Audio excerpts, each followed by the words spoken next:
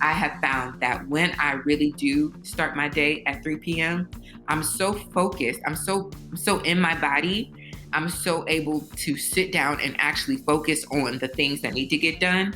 Whereas when I historically have been, working 10, 12, 14 hours a day, I'm spending large gaps of time just unfocused, just trying to get my focus back.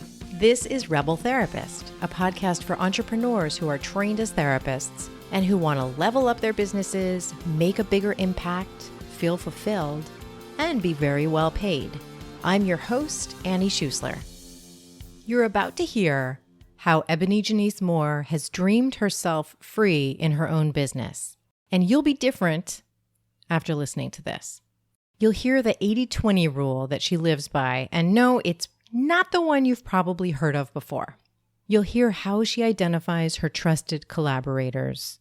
You'll hear why making millions of dollars is where she's headed very quickly. You'll hear how she builds and manages a team in a truly caring and liberated way. And we'll get to all of that in just 1 minute. Let me introduce her a little more thoroughly first. EbonyJanice is a dynamic lecturer, transformational speaker, and passionate multi-faith preacher focused on decolonizing authority, hip-hop scholarship, womanism as a political and spiritual religious tool for liberation, Blackness as religion, dialogue as central to professional development and personal growth, and women and gender studies focused on Black girlhood. EbonyJanice has a BA in cultural anthropology and political science and a Master of Arts in social change with a concentration in spiritual leadership, Womanist Theology, and racial justice. She is the founder of Black Girl Mixtape, a multi-platform safe think space centering the intellectual authority of Black women in the form of a lecture series, a podcast, and an online learning institute led by Black women scholars, and Dream Yourself Free, a spiritual mentoring project focused on Black women's healing, dreaming, ease, play, and wholeness as their activism and resistance work. All right, let's get into it. Welcome, EbonyJanice. Thank you so much for being here. Thank you for having me. So will you start us off by telling us about how people can work with you, including Dream Yourself Free and spiritual mentoring? Yeah, the trillions of things that are going on over here. I am the founder of the Free People Project, and underneath Free People Project falls several different things, which includes Emma's Legacy Foundation, which houses Black Girl Mixtape, Dream Yourself Free, and a 12-month spiritual mentoring program. And Black Girl Mixtape is the current iteration of it. It used to be a multi-platform lecture series, a safe think space. And now this current iteration of it is 9 Black women have gathered together to basically write a play together, spending a year together to write a play. It's my brainchild. It's the Afrofuturistic womanist retelling of the actual rebellion at Eagle Landing, which is the inspiration for the story that a lot of people do know, The People Could Fly. And so I'm really, really excited about that. But additionally, the ways that people can actually, so that's kind of just kind of show up and figure out how you get to participate in that, how you get to see that, how you get to experience that, how you can support that. But the Dream Yourself Free is a 6-month masterclass intensive that's centering Black women's dreams as resistance. And there are just so many ways to support that, particularly donating money, because I offer that to them pretty much for free.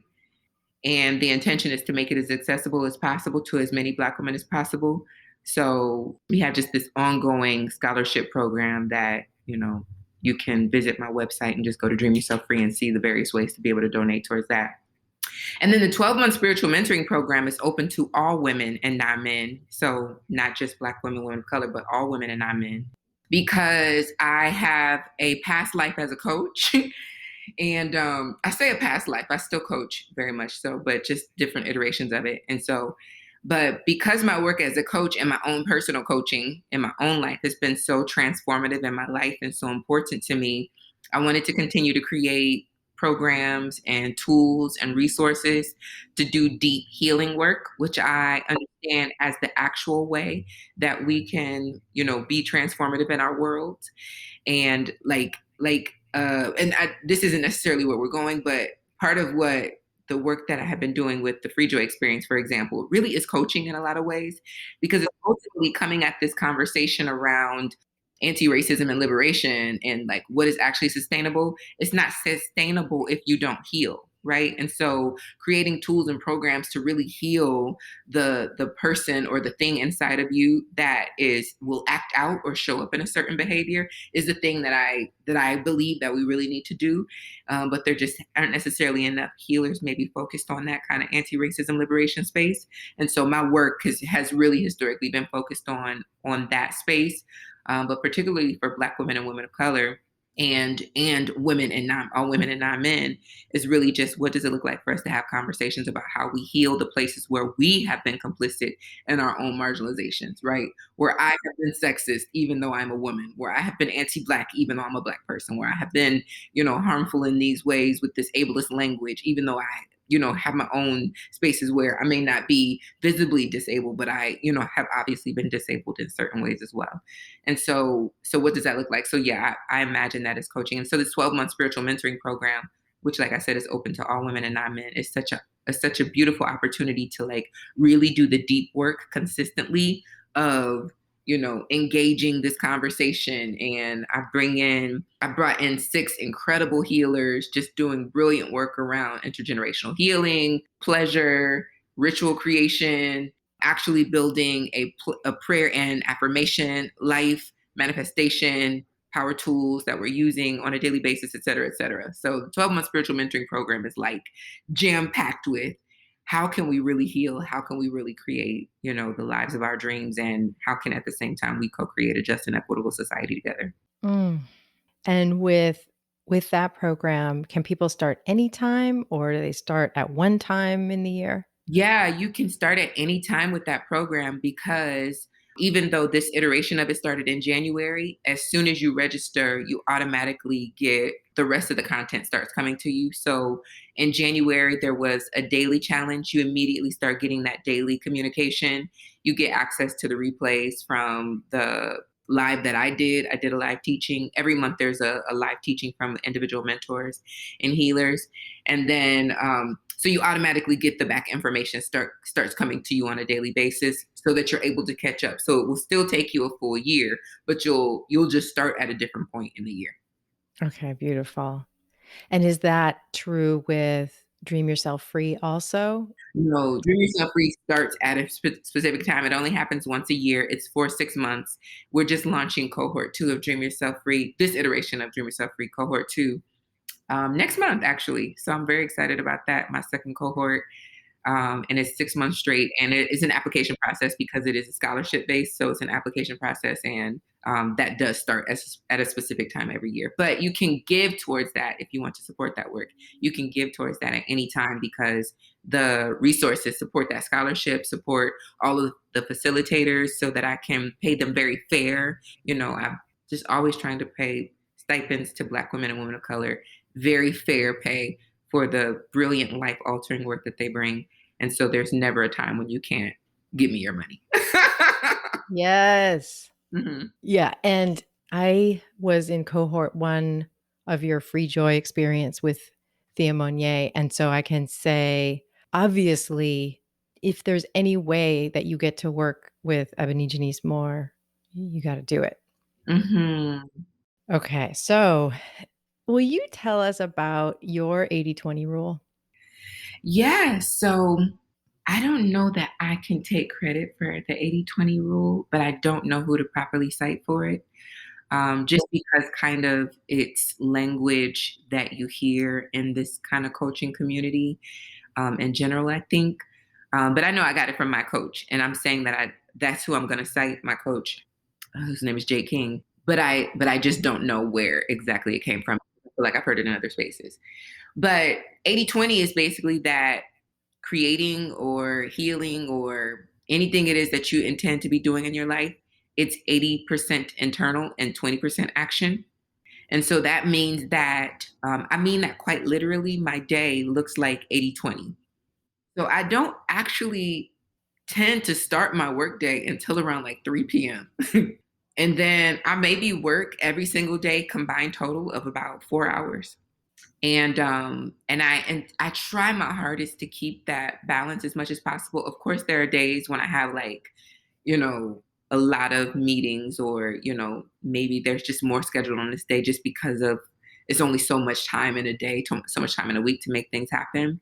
But at which point I feel my workday becoming more than 20%, action, action, action, I will absolutely tell myself and my team that we need to fall back.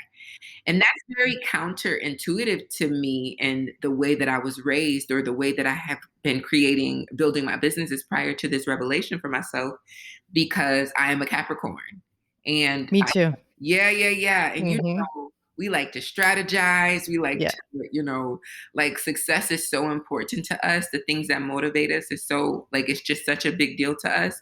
And so I remember when my coach first started telling me that I needed to take a day off, I was like, take a day off. This is the EbonyJanice show. If I'm the CEO and the janitor of this corporation, if I don't go to work today, who gonna work? Where we gonna get the money from? And so it really was the beginning of that, like him really trying to teach me this ethic of 80/20, that your life cannot be 100% going, going, going, work, work, work, grind, grind, grind. If there are not days that you are resting, whole days that you are resting, then you're doing a disservice to your physical body, but also you're doing a disservice to yourself spiritually, emotionally, and financially. You could not have convinced me of that in the beginning. I'm trying to, when I talk so much about being a Capricorn, because I feel like if I don't reach anybody else with the truth of this message, that at the very least I'll reach the Capricorns, because we know how much we will be on 100,000 trillion every single day. And unconsciously judging all of our friends who are not Capricorns, like, you don't have a plan for that? What are you doing with your life? And so when I first, got that messaging, you need to take breaks, you need to take a day off, I was very against it because I couldn't understand what would I do. I became like that Ricky Bobby, remember when Ricky Bobby was like, I don't know what to do with my hands and tell it good night. That's what I feel like. I don't know what to do with my hands if I'm not going to be working today. Like, what am I supposed to be doing? But the intention then was also to help me understand that it's not just it. Yes, it's taking a break because you deserve rest and you need rest, but also that is a part of the magic of creating the life that you really desire. That when I take a day off, I give myself time to dream. I give myself time to appreciate myself for how hard I have been going. Right, I give myself space to sit and be still and to not be thinking about work, so that I have time to think about the other creative things that I could be doing. I need to be doing whatever, whatever. And so I did. I started taking a day off. And then once I felt like I had mastered taking a day off, my coach hit me with now you have to take a full week off. And I was like, hell no, hell never. Like, that's never going to be possible. Never. It's never going to be possible for me to take a full week off, a full week. And so I was going later that year. I was going to the Bahamas with my best friend. We were going on a cruise, and he was like, "This is the perfect time for you to take a week off." And I was just like, "It's never gonna happen." So I took my computer with me, and for some reason, my computer just would not work on the ship. There were. I mean, I had electricity. I had the ability to plug it in. The computer just wouldn't work. A MacBook would just not work on the ship, and so I was forced to take a full week off. What was that moment like when you kind of surrendered to this really isn't going to work? I can't use it. I initially was devastated. I was just like, it's so much that I need to do. I'm gonna be poor. I'm gonna be in poverty. If I don't get this work done that I have scheduled to get done. All I had was my phone. So I could, try to reply to some emails. But it really was even like why am I forcing this? Why can't I'm in paradise? Why can't I just be here in paradise? I'm here with my best friend we've been friends our entire life. She's born 3 days before me. We don't have a life of not knowing each other. So for as long as we could remember knowing people, we have been in each other's lives. This is an opportunity for us to celebrate this lifetime of friendship. And here I am trying to figure out how to post something on Instagram. Here I am trying to figure out how to like update my website, right? Like this is going to be here. Let me just surrender to it. And so when I surrendered to it, we decided to upgrade our entire stay. So like we like walking around, somebody see us with our little wrist on like the certain color.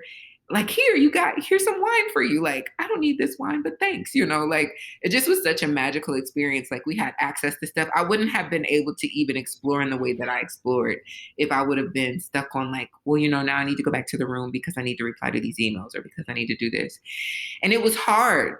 Like that's the moment, the moment of like surrender. It was hard. It was like, I don't really have a choice, but I'm gonna have to do this. And then, but very quickly, I got into the like, oh, this feels good. I don't even know that I know what it feels like to really be on vacation because historically I could go on vacation and still be working. I remember several years ago, I was in my grad school program at the time, but I was in South Africa. And I wish that I could tell you specific movies because there's so many, but there are lots of movies. There are so many movies that have like a castle in it, and the castle is actually this hotel that I was staying in. Oh, But wow. they use this castle as like the backdrop to like be like this is a castle, but it's really a hotel. So I'm in South Africa staying at this hotel that was a castle. This beautiful like lavish experience, and I'm writing a paper on eco justice, like in my room. And there's like literally, this isn't a metaphor for something. There's like a baboon sitting on the, patio right outside my door. There are like these, lush waterfall, across, the way. There's an amusement park connected to this. And I'm sitting in my room writing a paper on eco justice. And it's like, so I'm giving that example just to say, I genuinely have a history of not taking real vacations. I'm on vacation and I'm, oh, this is so wonderful. But I still got to go to the room to do, reply to the email, write the paper, do the thing. And so it really was the first time probably in my adult life that I had really been on a real vacation. It was so good to me. All those words to say about the 80-20 was very powerful about that is that I have learned that I have to take these times of deep rest and not thinking anything at all about my business, because it's in those times when the major money ideas come to me, or the solution to the thing that has just been nagging me will come to me in those times. And I cannot intentionally think myself out of those spaces. I have to spirit myself out of those spaces. I have to give myself times of rest, ease, play, intentional joy, intentional pleasure, intentionally, laying in a bathtub, intentionally doing the wellness ritual, the whatever, intentionally sitting in the meditation. And I have to take that time. And so the lesson of 80-20 is that 80% of the ritual, of the spirit, of the rest, of the play, of the ease, that 80% is more, it is more work done in that time than in the sitting at the computer, typing, scrambling, trying to, do all the things. And that is so real to me. And I'm done with this sermon, but that is so real to me because I have found that when I really do start my day at 3 p.m., I'm so focused. I'm so in my body. I'm so able to sit down and actually focus on the things that need to get done. Whereas when I historically have been, working 10, 12, 14 hours a day, I'm spending large gaps of time just unfocused, just trying to get my focus back. I'm spending large gaps of time just trying to figure out one thing. The divine inspiration that I have when I sit down at the computer now, or when I sit down, for a conversation now, or when I sit down to create something now, is like, I got the step 1, step 2, step 3. I did, this is a true story. This morning I did a workshop. I did 2 workshops this morning. Hand on the Bible or whatever stack of books that you consider sacred. I created both of those workshops this morning, including PowerPoint presentations. Hand on the Bible. This is a true story. Today, I woke up this morning, I did my morning ritual, and I said, okay, I have a workshop on journaling and I have a workshop called Dreams as Resistance. Now, of course, there is the work that I do is my brilliance, so it's my sweet spot. Like I can tap into what I know. So I sat down for the journaling one, and this language that I never thought of dropped into my head in my morning meditation. It's called 3-part journaling for liberation. I broke down the 3 parts. I put it all on a PowerPoint. I know, my basic, how I do my slides. I give the title, I introduce myself, and then I start breaking down the information, whatever. I put that PowerPoint presentation together in about 30 minutes. I got off that workshop and I had 45 minutes before the next one. And I pulled together a full PowerPoint presentation for the dreams as resistance. Now, again, this is my sweet spot. My work is around dreams, right? So, but it didn't exist. The workshop didn't exist before that. The workshop did not exist before that moment, but it was able to just all download to me. Now, if I would have been trying to sit there and force it, I'm sure that I would have come up with something because, we make it work when we got to make it work. But the most inspired version of it comes when you give yourself permission to just ease into your day. Take the time for your ritual. Take the time to sit and be quiet. Take the time to ask yourself, what do I need to do? Give yourself those tools, because it'll be so divine that it will take you so much less time to do the thing. And or even if it does still take, X amount of time, you're so much more focused. Yeah. Yeah. Like my Capricorn self is thinking like it makes us so much more efficient, which is a much less inspiring word than what you were just saying. But I just get this image of like it just comes and we are available. I love the language of efficiency because I'm still a Capricorn, I still want to accomplish everything. And I'm still judging you if you're not. So I do love the language of efficiency, but another example of tapping into the spirit for the answer instead of trying to grind for the answer is several years ago. I had this bodysuit. It says, "What would Erykah do?" And I released this bodysuit. I've told this story publicly before, but I released this bodysuit, and probably I was doing pre-sales. Probably for like the first 3 weeks, it was like 8 orders. And I was so happy about that. I was so proud of my little 8 pre-orders. I was like, this is wonderful. Because the real thing didn't even exist, right? Like I put this mock together. It wasn't even a real thing yet. And so I got my eight orders, but I had tagged Erykah Badu on every single post. So this one Sunday into the 4th week, this one Sunday morning, Erykah Badu comments on one.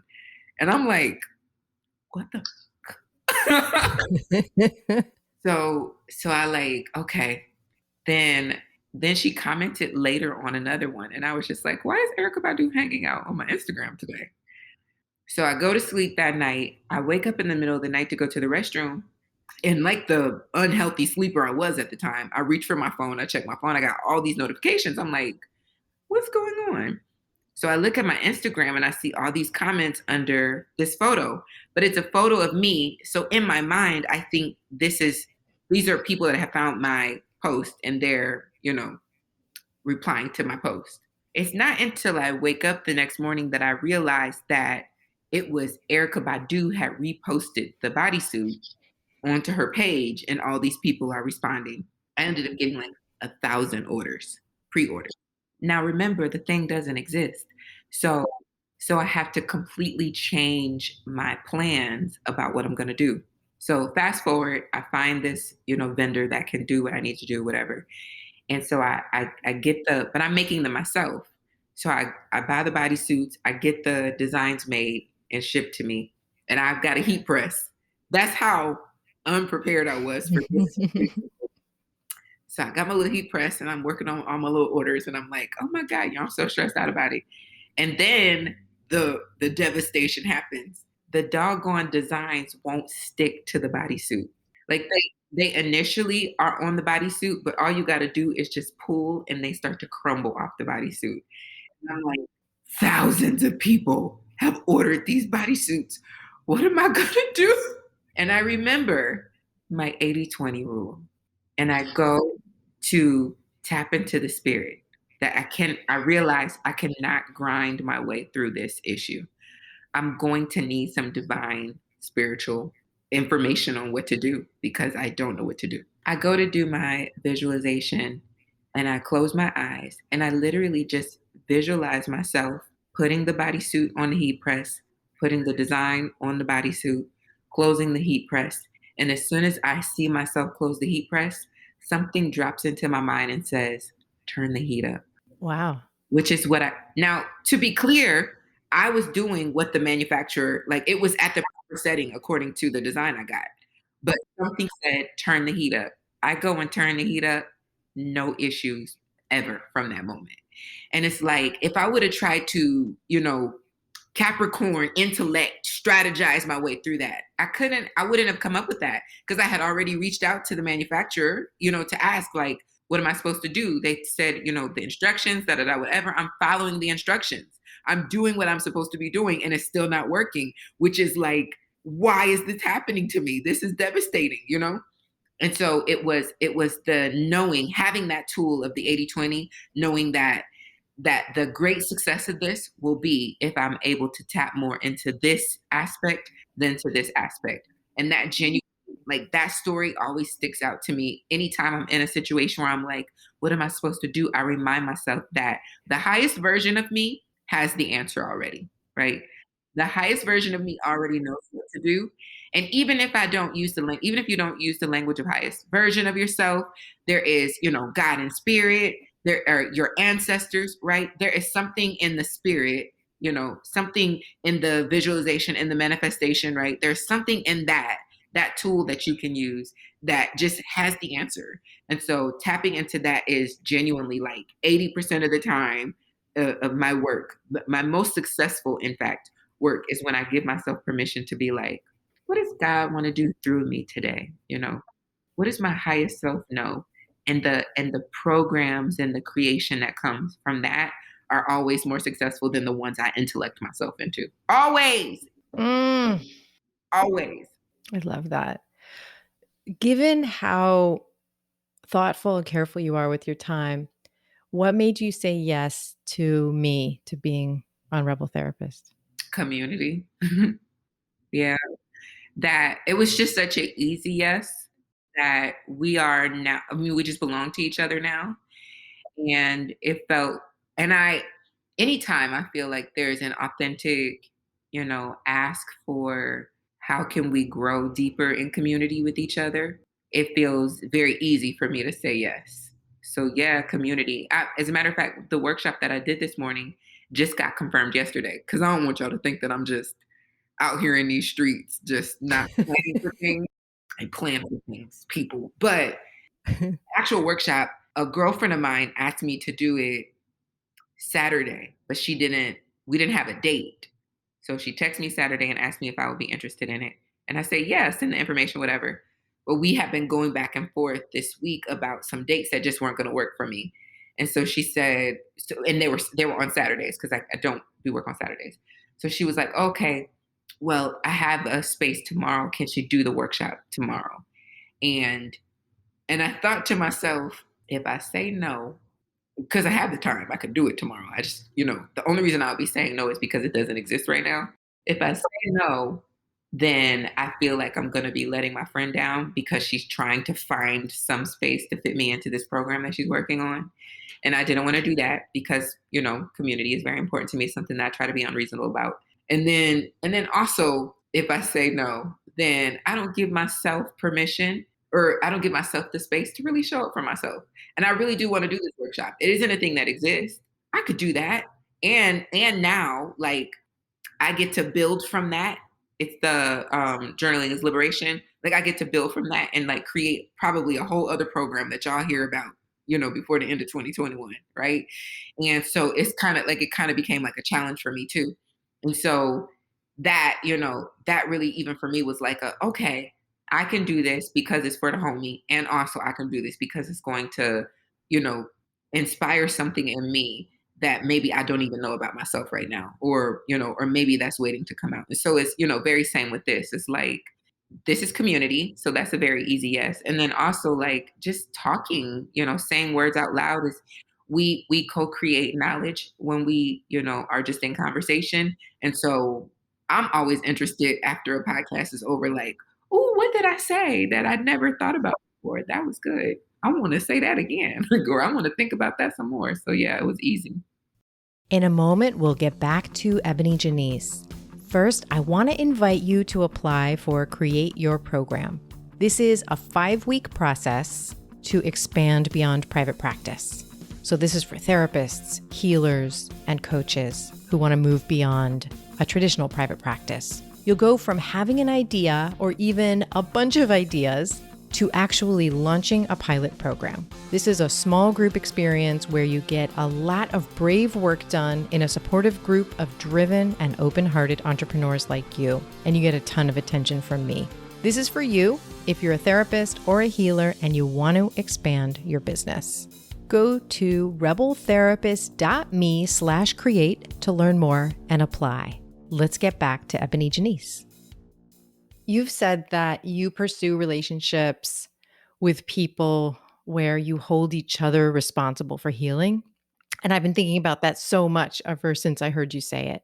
And it feels like as I observe you in your business, it seems like you collaborate in your business in that same way. And of course, I witnessed you collaborating with Thea Monnier, and that was life altering. And I'm wondering whether it's with Thea Monnier or anyone else you collaborate with, how do you know when you're ready to collaborate with someone, when you're face to face with the person who you're going to step into a big commitment like that with? Hmm. Yeah, it's again spirit, but I'll use the language of instinct because I have been wanting to publicly flesh out how much we've been taught to not trust ourselves. And we've been taught to not trust ourselves so much that there is always, and I would say this, if you think about the last time a relationship failed, no matter what kind of relationship it was, if you give yourself permission to tell yourself the truth, there is a moment very early in that experience that you can always pinpoint that was like, maybe this isn't a good idea. Always.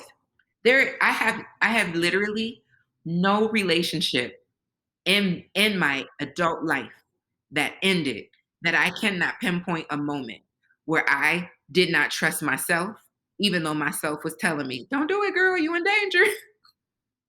And so even as it pertains to my business relationships, there have been very successful business relationships. For example, my relationship with Thea Monnier and the work that we're doing together, through the Free Joy experience, et cetera, right? Like it's other things that we have going on. But it's that my soul, my spirit, me, myself is inside of myself saying a full blown hearty yes to that relationship. Now, of course, you could go and just begin to think about integrity. I think about the integrity of somebody like Thea Monnier. And so an example that I give, just if you're thinking for like strategic questions that you could be asking yourself to see what yourself has to say about something, is that I've never heard Thea Monnier gossip before. And and that is so important to me because if Thea Monnier won't talk about other people's business, then she's more likely to not talk about my business. Right. And I see the way that Thea Monnier exists in her other relationships.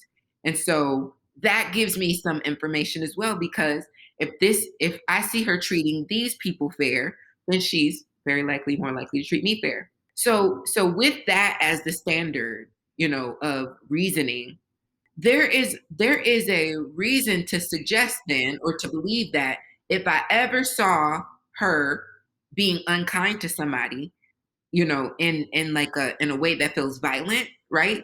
That she is capable then of treating me that way. You don't want to think that.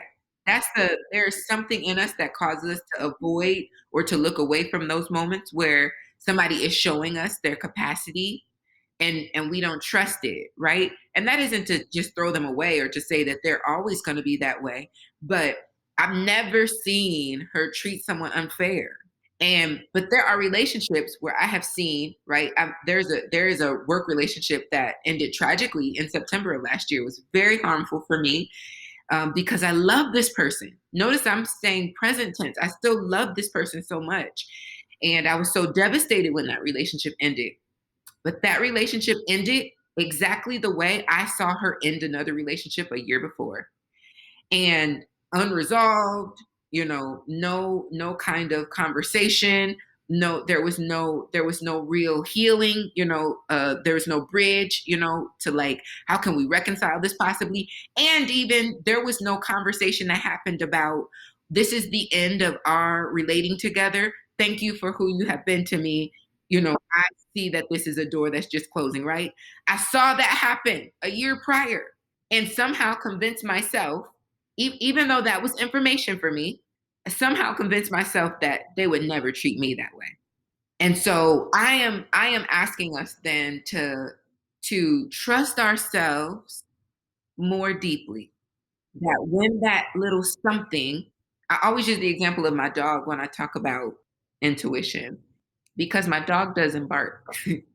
People think people think this is the strangest thing, that my dog doesn't bark. I've had him for 10 years, and there are people that genuinely could tell you in 10 years they've never heard my dog bark because he doesn't bark. It's a little small Maltese Yorkie mix, and he just doesn't bark. And so, but a thing that my dog does do that tickles me so much is every now and then he'll be like, "Mm." It's like Yeah. internal, like, "Mm." And so when he does that, it's always somebody about to come to my door. Always. It's the I didn't used to understand it, but like I remember I had him for about a year. And I remember finally having the revelation, like, oh, he's trying to tell me somebody's coming. Like I could hear him do that, and I just go look out the window, and there's somebody coming up the street. And so it's that, the reason why your instinct has been compared to a guard dog is because somehow the dog knows that something is happening. Your instinct is exactly the same. It's this little something. It could be a voice, it could be a nudge, it could be some uneasiness, it could be some inability to, like, rest, right? Your instinct knows, like my little dog, Puppy Kardashian. Your instinct knows, it's that. Literally like that. Yeah. It takes so much self-love Yeah. and self-trust to feel like not falling into that story of it'll be different with me. Like I'll find a way to make it different with me. Mhm, mhm. Yeah. It takes so much self-love to That's say, the perfect language for Annie. It's so much self-love and it's so much self-trust. And I have been advocating. I don't talk necessarily about this a lot publicly, but it's something that I do want to have more conversations about, because I've been advocating for that in my family, about like Mm. my baby nephew. There are times when I'll be like on FaceTime with somebody, and he'll be there and he doesn't want to talk to me, and they'll be like, "Come say hi to your auntie," and I'm like, "If he don't want to say hi, let that baby not say. Don't have to say hi to me."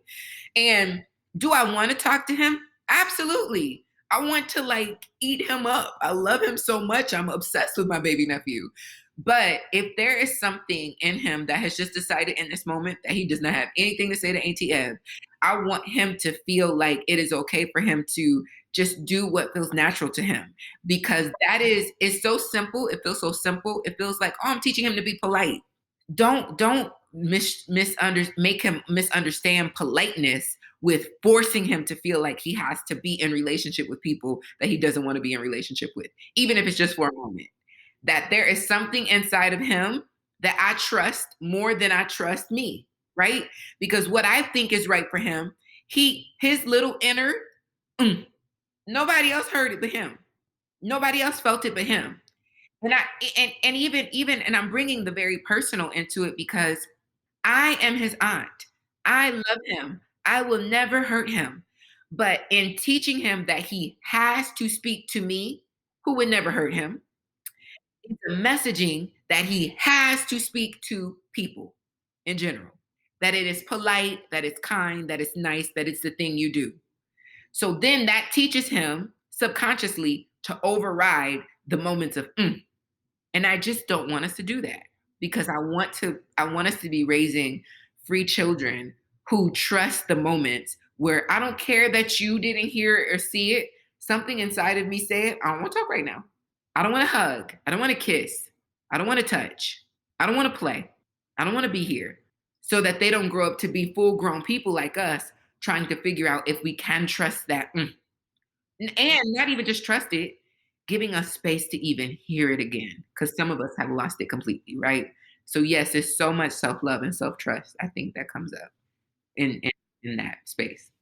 I love that. And now I'm gonna start going, in Mm. certain moments. Mm. I love that too much. So how many people do you have on your team right now?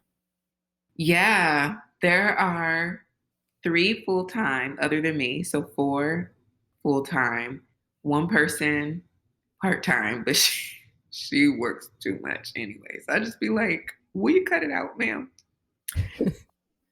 And 3 interns. So it's 7 of us now. Do you have any pieces of advice that you wish you had heard when you were first building your team? Yeah. Yeah. Trust your instinct. That's number 1. Because, like I said, there was a working relationship that ended in September, and it was devastating to me. And I had to grieve it like a breakup, honestly. It was very, very hard for me because I love this person so much. And but there were absolutely moments along the journey of us working together that I knew something and I just didn't give myself permission to know what I knew. And the other thing is, and this is something that actually Thea Monnier and I have been, as we both are building our teams, maneuvering. There's some worthiness stuff that we've both been, maneuvering through as well. Because there have been times when I'm paying somebody's salary, right? And I might not necessarily be getting what I need. And particularly as a Black woman, I have this judgment of myself to ask for more when I feel like, do I have the right to ask for more? But I'm paying this money, good money, because we're not, we get paid well over here, right? So, but I'm paying this money, and so it comes up as like a worthiness issue. Like I don't deserve to have people work for me that always go above and beyond the way that I would go above and beyond. And so I wish that I could have had more, done a little bit more healing work on my worthiness before I started hiring people, because I'm certain that I would have put certain things in place that I've had to put in place, you know, later in the game, right? I would put certain things in place a lot earlier to make sure that we really were all on the same page about what my expectations were. Because it really was like there's a period in my working, having employees for the first time where I felt insecure about asking for more, and I felt insecure about saying my expectations aren't being met.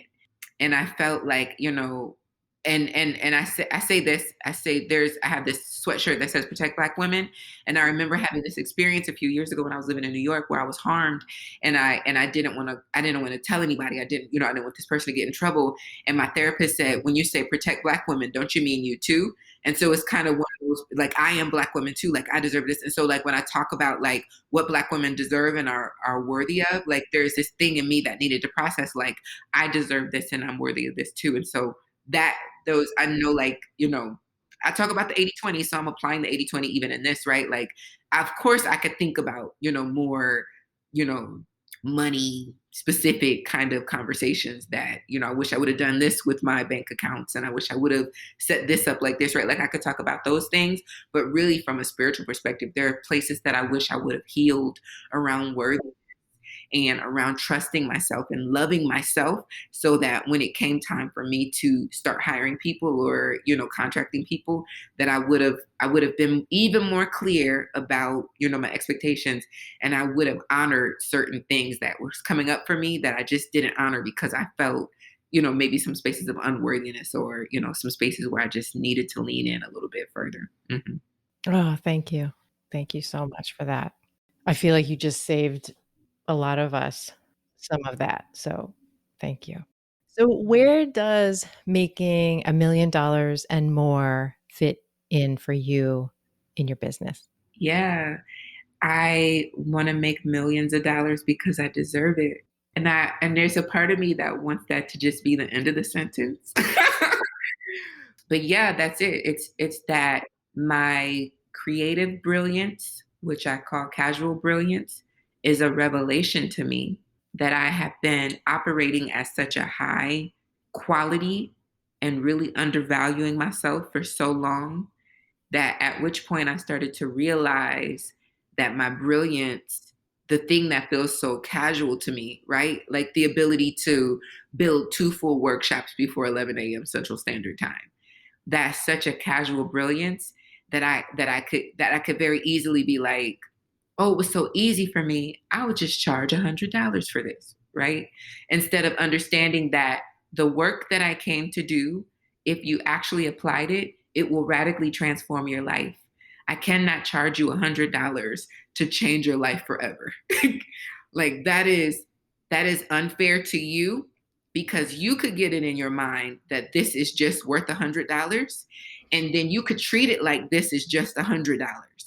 And so then that undervalues your capacity and contribution to your own healing and transformation because you thought it was just this $100.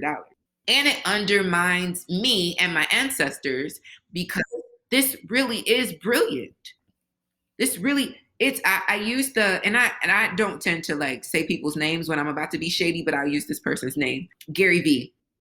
The online, he talks a lot about he's like supposedly inspirational and motivational. And I will give him that there are certain strategies that I have learned from Gary Vee, but Gary Vee also just cusses and screams a lot. And I don't necessarily know that and talks a lot about like, get up off your ass and go work harder. When I was your age, this is what I was doing. And there's no concept of actually his privilege as a white man. And even if you try to bring that conversation into, the discussion, he'll tell you that his parents were immigrants and he will still not acknowledge that he still exists in this body, in this presentation that gives him a certain level of privilege. And even if you bring up the fact that he comes from a certain amount of privilege because his dad owned a business and he inherited some version of that, he'll tell you about how he worked so hard to make it even better. And he still won't acknowledge the fact that it existed in the first place is a privilege, right? And so, these kinds of people, when I found out that Gary Vee was charging starting at 10K for you to just to have conversation with him, I was like, wait a minute. I'm over here getting down to the deep, dark spaces of actual healing, of actual transformation. And I'm giving that away for free. And that's not a metaphor for something. There was a point in my coaching where you could get a 15-minute clarity call with me for free, or it was donation based. So you could get it for free, or if you need to give a donation. Imagine this, Annie. Picture this. 15 minutes with EbonyJanice. You're not getting off that conversation without some specific. I'm a Capricorn through and through. I'm going to give you the strategy. I'm going to tell you step 1, step 2, step 3 at minimum. Period. I had it all broken down. If they actually do what you say, it's going to be wild. Life altering. Life altering. Period. Just for free was giving away millions of dollars of strategy if you applied it and continue to build on it. Millions of dollars of strategy. And so the shift for me really was the revelation of I'm ultimately in my pricing saying that this is what I'm worth. And that's not true. And there's no way to really actually quantify what I'm actually worth and what the work is that I bring to this earth is actually worth. But that's it. So I say millions though, because if my business brings in $1 million, that doesn't mean I have $1 million in my bank account, particularly because I pay all of my staff very well and very fair. And when I say fair, I don't mean fair like what capitalism, suggests as fair. That Like Amazon fare. right. No. I mean fair to the point that the perfect example of in 2020 when I launched Dream Yourself Free, I had a $20,000 goal. And so with that $20,000 goal for these scholarships, I had given all of my facilitators X amount of money that they were going to make. I think that it was like, I'm going to say the numbers out loud.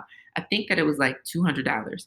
And I said $200 to them because I was asking them to do a 90-minute workshop. And I knew that I could pay $200 out of my pocket if I didn't reach this 20K goal. So this is what I can afford.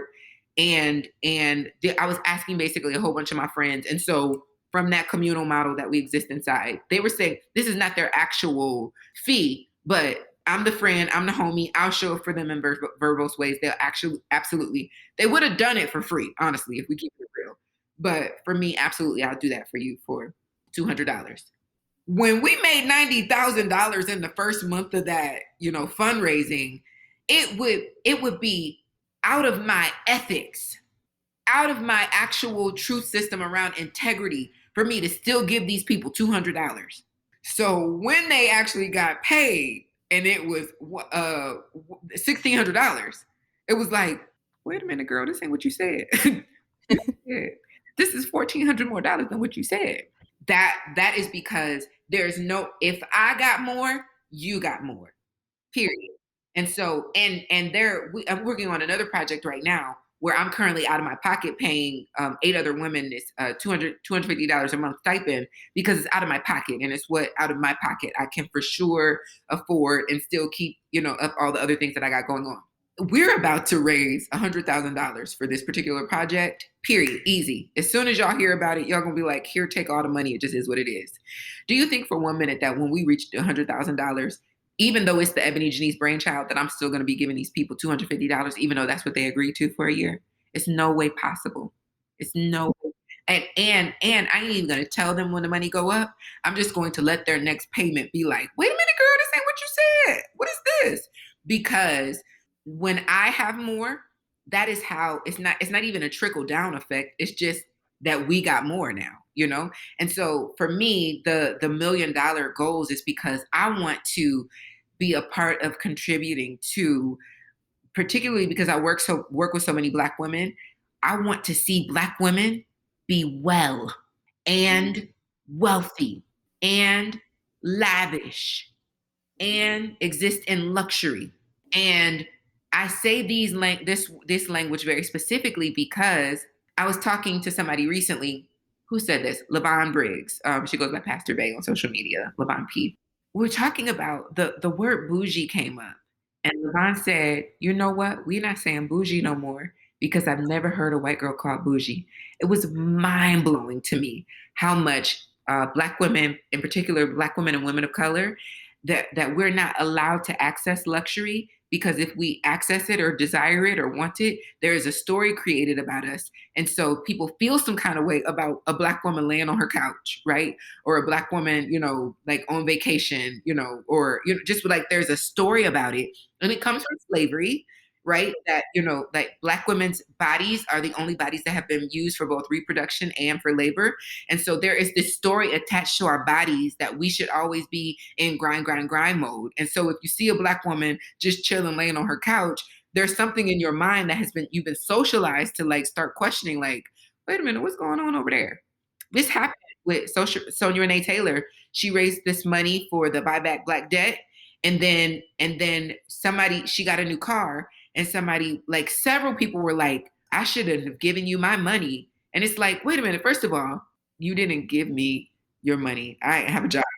And even if I did use that money that you gave me, or that you think you gave me, it really was you redistributing wealth that never belonged to you in the first place, et cetera, right? And so the reason that you're really feeling some kind of way is because you seeing a Black woman being well is a trigger for you. And you don't even realize you've been socialized into that, socialized into believing that everything is good as long as I'm worse off than you, or at the same level as you. But at which point you see me laying on my gold couch with a flower wall, something in you starts feeling like, wait a minute, now she's doing better than me. What's going on here? And so there is this very specific language that's been used towards Black women. So I want to see Black women be well. I want to see Black women be wealthy. And I don't trust this system to create that. So it's important for people like myself, like Thea Monye, like the Black women that are consciously thinking about how do we decolonize this workspace? How do we make sure that we're not just doing the same thing just with Black women to these people that are working for us? The same thing that, they would be experiencing in corporate America that they're experiencing in here, but just at the hands of Black women. No, no, no, no. We're going to pay fair. We're going to actually make sure that you only work in the hours that you're supposed to be working, that you're taking breaks, that you're actually resting, that you're actually going on vacation, that you're actually being taken care of, that you actually have both a wellness and a mindfulness package over here, that you're actually doing what needs to happen, because we cannot trust other people to do that for us. So we have to do it. And then it goes into, and I'm done with this sermon, then it goes into what we talked about in I think it was month 5 of the Free Joy Experience, what Adrienne Marie Brown talks about fractals, is that if we are the micro then we become a reflection of the macro. We then ultimately create these micro communities, these micro spaces inside of community that we get to then inform the masses like, no, this works. Look, we're over here really paying Black women fair and still able to take care of our things, which means that we don't have to hoard all of our resources in order for us to be well and our employees be over here struggling, right? That we can get resources and we can properly distribute the resources. And look, we're proving that the idea that we will run out is poverty. We don't exist in that poverty. So the short answer is, I want millions of dollars because I deserve it.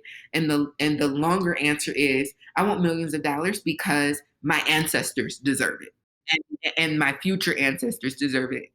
And me and my contemporaries deserve it. And so it's time out for us undervaluing it, particularly because we've been socialized into undervaluing it, right? It's time out for us undervaluing the life-changing work that we're doing in the earth, when really who needs it, who deserves it, and who's going to honor it, in an actual, from an actual space of integrity. Thank you. And it's like, it's a model that we can all point to and say, well, look what EbonyJanice is doing with her team. Mm-hmm. Look what's going on there. You can't say that it can't be done. Listen, let me tell you something. I just thank you for saying that, because that's so real. My team right now, all together, we're reading The Magic by Rhonda Byrne, which is funny because this lady, she wrote The Secret and she wrote The Power. So basically, it's just 3 of the same book. I'm not mad at her. Girl, honey, milk it from every direction you can milk it. But The Magic is about the powerful impact of gratitude on your life. That with gratitude, you can literally transform your world. And so my team, we're just going through, growing pains. And I was thinking, like, I don't want us to be feeling this anxiety, and I don't want us to be feeling this frustration, and I want us to be well. So I bought everybody The Magic, and I was like, you don't have to do this, but I would love it if everybody would participate. So everybody's reading The Magic, and we have a daily gratitude thread where we say something that we're our personal gratitude and our the Free People Project gratitude. When I tell you that this has radically changed our lives in our work and in our personal lives, right? Like, energetically, we are just a drastically different team since we started doing The Magic together. And so when you said, look at what EbonyJanice, look at what they're doing over there, I mean it. Like, we that's not the intention, but my hope is that we will be a very powerful example of, like, you can thrive and really actually care about your employees, right? Not that unhealthy, we're a family kind of, even though we actually are. My sister works for me full time. My oldest sister works for me full time. BJ, which most people have heard of BJ because BJ is my everything person. BJ is an actual friend to me now, like, has been working with me for years. Tara, who is the person who I had to put in a position because directly with my sister and, maintain our healthy relationship as sisters because I am the baby and like being her boss was like girl, what we doing, girl? How we going? Can we be sisters right now? So Tara, who's my kind of executive director, Tara, I've known Tara for 20 years. And then my archivist is Bettina, who I grew up with. I've known her my whole life. And so the 5 people that work for me, other than the interns, but the 5 people that work for me, almost full time, pretty much full time, almost full time, I've known them for years. Like we have personal, intimate relationship, outside of the Free People Project. And so the very easy way that we could slip over into, I take advantage of those personal relationships. We're a family. No, be off work. Mm-hmm. Get off work, right? I have a text, from my sister or a late 11 p.m. email. And I have to call her and be like, why are you working? Get off work at some point today. When I tell you that we have created such a healthy, beautiful, thriving environment that my employees don't want to stop working. I have to tell them to stop working. It's a real thing. I have to they have gotten in trouble about working too much because I just be like, that's not how we're creating wealth. We are not going to grind. If you get to the end of your work week and you have not finished the project, finish the last hour of your work week out by planning your Monday and how you're going to pick this up Monday. Because it does not benefit you and it does not benefit me for you to still be like, well, let me keep on going. You're not doing your best work now. Yeah, you're running on fumes. Yeah. We all know that feeling. Please don't let the money coming out of my pocket be paying for your running on fumes work. Your highest inspired work, which is the work you do when you feel good about what you're doing. So get off work, come back Monday and do a good job. Or if you're working on Saturdays, stop this Friday foolishness and save this for Saturday after you've been refreshed. That I have to, teasing my sister a little bit, and I know we're over time, but my sister is so funny because I done trained her up too good now. Now she got Wind Down Wednesday. Okay, Wind Down Wednesday. So I was asking her for something on a Friday and she was like, oh, that's not really great for my schedule. And I was like, okay, you got Wind Down Wednesday. You can't have Free Time Friday too now. She said, you raised me. You raising me to take care of myself. I'm like, I want you to take care of yourself. But can I have one of the days where you're not, winding down? So we laugh about that now because she's like, I can't do that on Mondays. That's my meditation Monday. Break. But I love it though, because it really has created this space of they know that I actually care about them. And it's not just the toxic language of we're a family, do more for me. No, we're a family. So I want you to go take care of yourself. Please. Honestly, truly. It's good for you and it's good for business. It's really good for business because you're the best version of yourself when you're well. Yes. So I know we're over time, but do you have time to tell us something that you're excited about? Oh yeah. It's funny because every time somebody asks me this question, I say the same thing. So I'm just going to say the same thing that I always say. I'm excited about love. I'm excited about love, making love, experiencing love, seeing love, being in love, sweet love, romantic love, all the loves. Because so much of my work is around healing but dreams, right? And so for me, what I realized when dreaming became the center of my work was that we had been doing a lot of work, but we didn't have a real picture of what we were trying to get to. So what's the dream? What is the highest dream? What is the highest imagination? Where are we going? And so when I imagine us actually healing and healed and healing, because it's an ongoing, journey, where we're going to is just the sweet love, where we get to just, like I said, be in love, make love, romantic love, the friendship love. And the more well we become, the better we are at, being God in our relationships and, really caring for each other. So yeah, that's what I'm really looking forward to is love, because I want it and I gotta have it. And I know this is a podcast, so I want the people to see what you just saw, which is that I'm actually over here being a little bit of a creep. Yeah. Oh my God, I love it so much. Yeah, and since it's a podcast, people can't see that you've created like a wall behind you with flowers. You have a gold couch that I know holds a lot of meaning, that this is a visual love fest as well as all the wisdom that's coming through your ears. Mm, So, yeah. yes, visual love fest. It absolutely is. Yes. Thank you so much, EbonyJanice. I'm so grateful. Thank you for having me, and I love your earrings. Oh, thank you. Yeah, they're real plants. Yes, I love those. Now I'm going to loop back and share some takeaways that particularly stand out to me. Takeaway number 1, the 80-20 rule is to put 80% of your time into the internal work of healing, dreaming, and resting, and 20% of your time into action. And she warns us that it will not feel comfortable. And it changed everything for EbonyJanice. What's very powerful about that is that I have learned that I have to take these times of deep rest and not thinking anything at all about my business, because it's in those times when the major money ideas come to me, or the solution to the thing that has just been nagging me will come to me in those times. Takeaway number 2, EbonyJanice says you need to trust yourself and your inner when you're choosing your collaborators and other work relationships. There's an inner knowing, and it's our job to pay attention to it and honor it.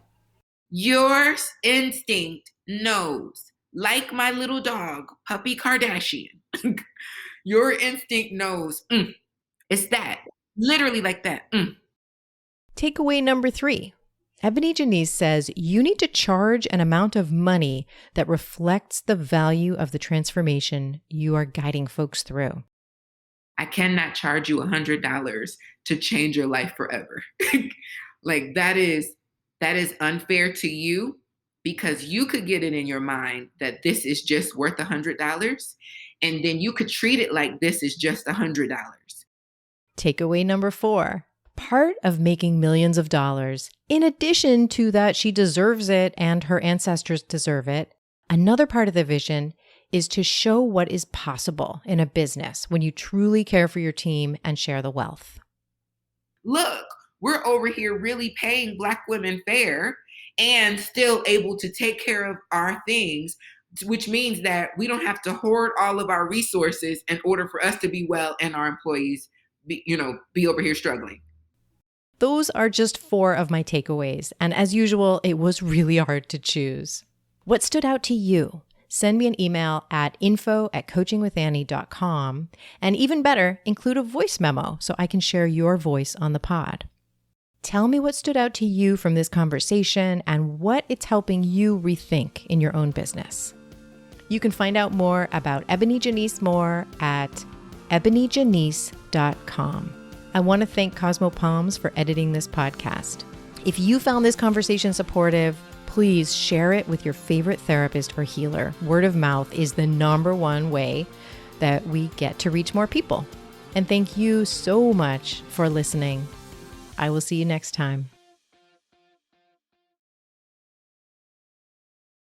Can you tell us, as we jump in here, what are the ways? Well, what the hell did I just do? Okay, let me just start over.